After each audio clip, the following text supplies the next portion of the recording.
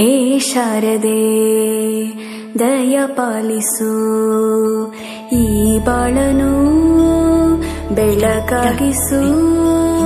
ಹೇ ಶಾರದೆ ದಯ ಪಾಲಿಸು, ಈ ಬಾಳನು ಬೆಳಕಾಗಿಸು. ನಾಳೆಗಳ ದಾರಿಯಲ್ಲಿ ನಂಬಿಕೆಯ ನೆಲೆಯಾಗಿರಿಸು, ಮುನ್ನಡೆಸು. ಕೈ ಹಿಡಿದು ನಾವಾಡೋ ಪದ ಪದದಲ್ಲೂ ಸಂಚರಿಸು. ಹೂವಲ್ಲಿ